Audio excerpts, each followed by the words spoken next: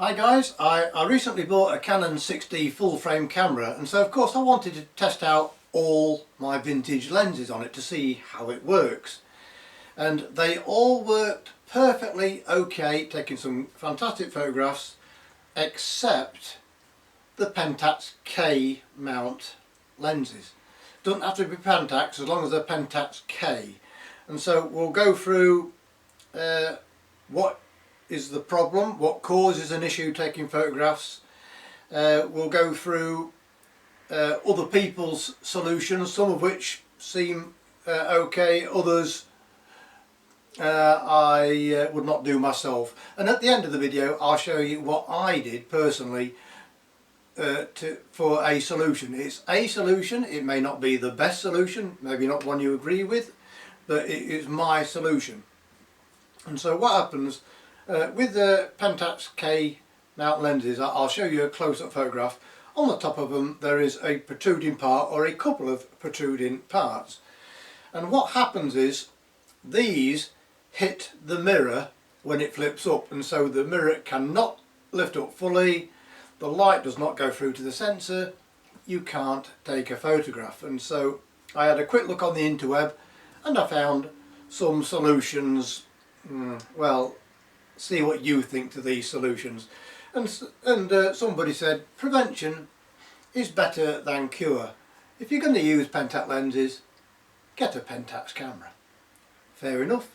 Or if you know that this is a problem in advance, don't get Pentax lenses to fit on a Canon full frame. So yeah, that's sensible. Prevention rather than cure. But I did actually see a couple of other solutions which I won't be trying myself, and I don't recommend you do. Whether you do or not, that's up to you. And it had somebody with a photograph of a Pentax K lens, and next to it was a hacksaw. And yes, they cut off the protruding parts, put it on the camera, and it all works. Now, and they actually advised having a vacuum cleaner to get all the metal shavings out of your lens. I personally would have took it upside down and sawn it off myself, but hey, that's just me. And they also mentioned maybe bending down the offending piece of metal, but again, that's going to snap off and you probably make your lens then unsellable. So that's one solution that we'll just push to one side. And the other solution, very similar really. Somebody demonstrated taking the back off the lens, again doing some butchering, so this part here was removed, put it all back together on the camera, and it all works. And I think doing that, maybe you can't do auto aperture priority or something, auto something, but chances are you're going to use the lens in manual anyway, set in the aperture manual. But unless you are an expert at disassembling lenses for maintenance, be very careful, because you've got to ask yourself, if you're going to start disassembling the lens and then you want it to put it all back together again and everything still works, hopefully, you've got to ask yourself one question. Yes, do you feel lucky? I have done this on another lens and the aperture stopped working, and so I do not feel lucky, and I won't be attempting that again. Anyway, my solution, it's a solution, might not be one that you do yourself, but with the cameras there is something called live view, where the mirror flips up and you can then focus using the screen, not looking through the prism. It's not ideal.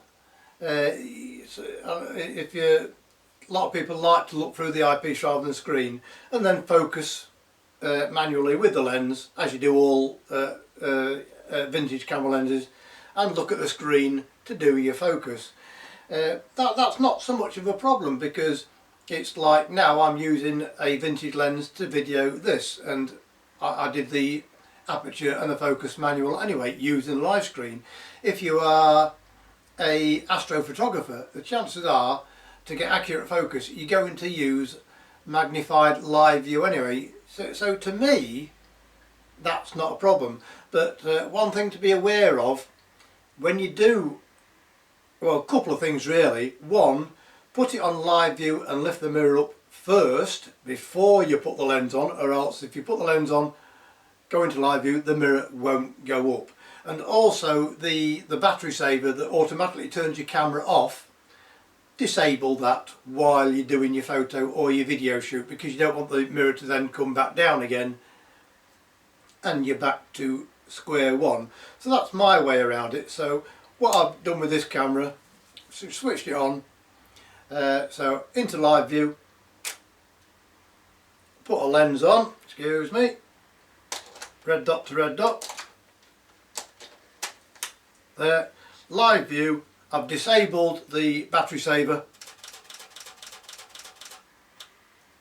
no problem, and I've got some images there, but take my word for it, I'll not show you because it's a tip behind the camera.